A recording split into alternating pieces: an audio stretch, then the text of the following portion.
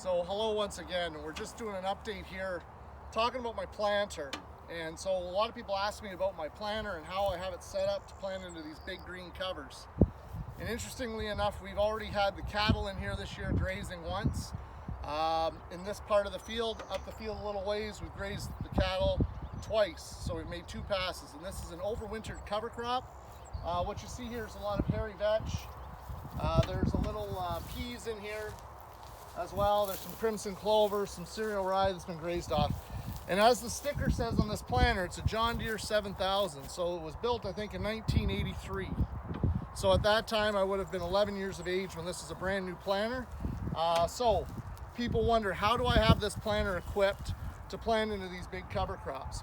So we're going to start at the front, and we're going to work our way to the back. So what we have here on the front, we have Yetter stock Devastators, and those are mostly found on a corn head to mow down corn residue. So that just sort of rolls the cover crop over. You can see down in here where the cover crop was and where it's been laid down. And then what we have is a rolling basket, and this is a row basket, okay? And it was actually designed by some farmers out of Minnesota. That patent was sold to Yetter as well. And this rolling basket I leave on there, I've left on there back in the days when I used to do a little bit of strip tillage just to size the clods. It works well in conjunction with the stock Devastator. The two work nicely in tandem.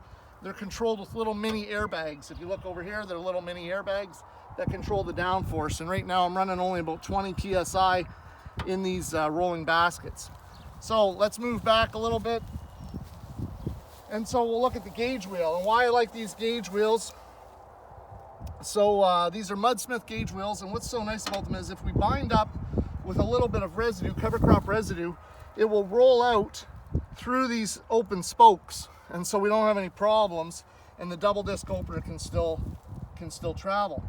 Now, moving back as we go, we've got our seed tube, right? And most importantly, in front of the seed tube is a Valiant seed tube guard that you can't see.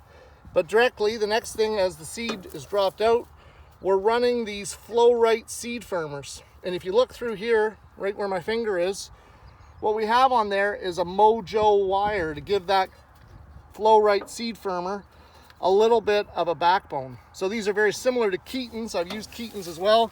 And we're putting a little bit of liquid starter in the furrow. What I like difference about these Flow-Rites is this bottom part here, this white part, is removable. So as it wears in the furrow, we can take that off and replace it to give us a nice firming point down on the bottom. So again, we've got the seed firmer, putting a little bit of liquid fertilizer. We move back. And what's unique about this planter now is we have 2 modes of action to close the seed furrow. And everybody gets concerned about closing the seed furrow in big covers. These are Furrow Cruiser cast closing wheels. And behind that, we have this flying bridge made by Yetter. And this part here is unique to a friend of mine who designed this. And he's got a patent on this part, which is another mode of action to close the seed furrow. And in here, these ones happen to be Yetter, and they're the twisters, and on the rest of the planter, they're all Furrow Cruiser. So the Yetter, the difference between the Furrow Cruiser and the Yetters are a little more blocky. The Furrow Cruisers are a little more pointy. Both I have no problems with, and they're very nice because they slough off residue. A lot of residue doesn't stick to them. So if we move and we stand up, the one thing I added this year are these patio stones. And all that is for is because I'm doing a lot of research and I'm constantly comparing hybrids of what works in this green environment and what doesn't. This just provides a little extra ballast so that when I have just a trace amount of seed in the boxes, I still maintain adequate down pressure. And all we're using on here for downforce are parallel springs. Just come back here for a second. It's just these simple parallel springs on the parallel arms. That's it for downforce. We're running row clutches, so that's a little different, and just finger pickup meters. So the row clutches are in conjunction with my GPS. But really, when we look at this and people say, Blake, you got a lot of shit hanging on your planter. Well, that's true, because here it is this year, ladies and gentlemen, and we've got some biological goodness hanging right here on the planter as we've gone down the field, right? We're pulling that off of there. So, not to be too gross, but I'm liking what we're seeing. So if we look at the furrow where we've been, and we come back over here and behind the planter where we planted this big green cover crop, and I come straight down here, and here's where we've planted, and I brush this away. We've got this slit, and you can see I haven't fluffed that up at all. It's all closing in there nicely. And if I dig in here, this is Brookston clay. This is heady clay soil. It's old glacial lake bottom soil.